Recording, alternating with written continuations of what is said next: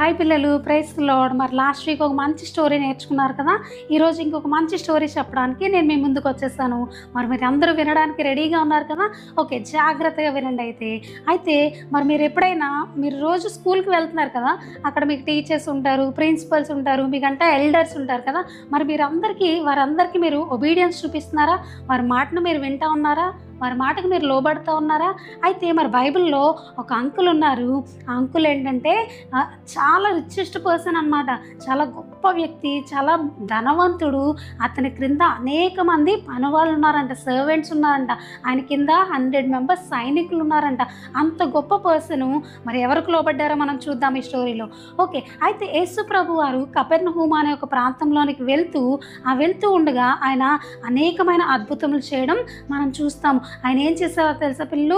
కాళ్ళు లేని వారికి కాళ్ళు ఇచ్చేవారు, కళ్ళు కనిపించిన వారికి ఆయన ఇలా ముట్టుకోగానే వాళ్ళ కళ్ళు తెరవబడ్డము, చెవి పనిచేయని వాళ్ళకి ఆయన చెవులు ముట్టుకోగానే వారు మంచిగా వినటము, వారి మాటలు రాని వారు యేసు ప్రభు వారు ఎప్పుడైతే వారికి ప్రార్థించారో వెంటనే వారు మాటలు పొందుకోవడము, ఇలా అనేకమైన అద్భుత కార్యములు యేసు ప్రభు వారు చేస్తున్న టైంలో ఆయన కపెర్నహూము అనే ప్రాంతంలోనికి వెళ్ళినప్పుడు ఆయన దగ్గరికి ఒక వ్యక్తి వస్తారంట.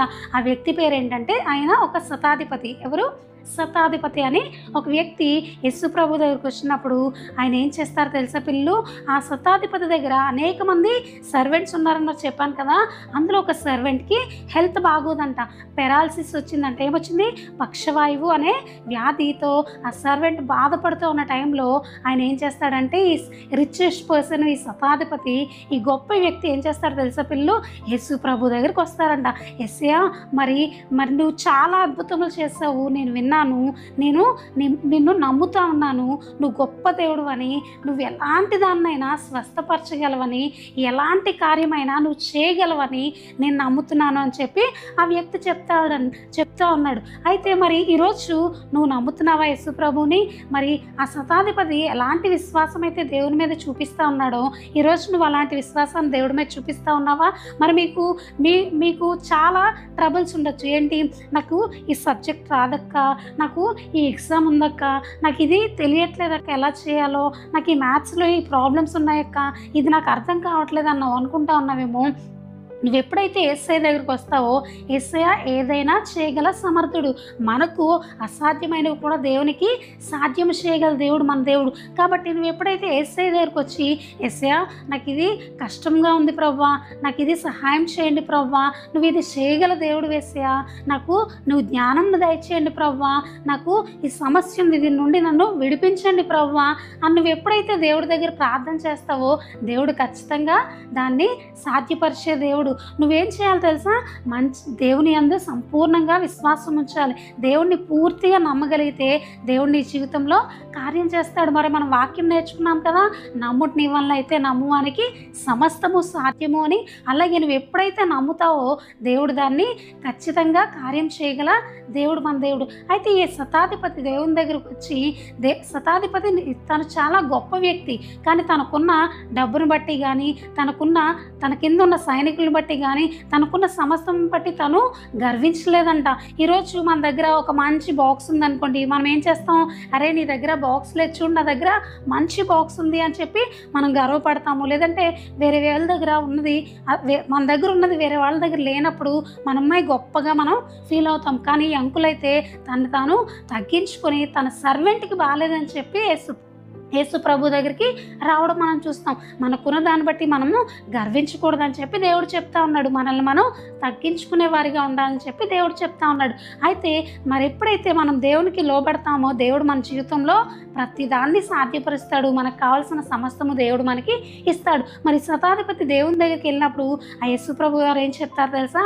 నేను మీ ఇంటికి వస్తాను, మీ దాసునికి నేను ప్రార్థన చేస్తాను, ఆయన నేను స్వస్థపరుస్తాను అని చెప్పి శతాధిపతితో దేవుడు చెప్తాడు. కానీ శతాధిపతి ఏమంటాడు తెలుసా?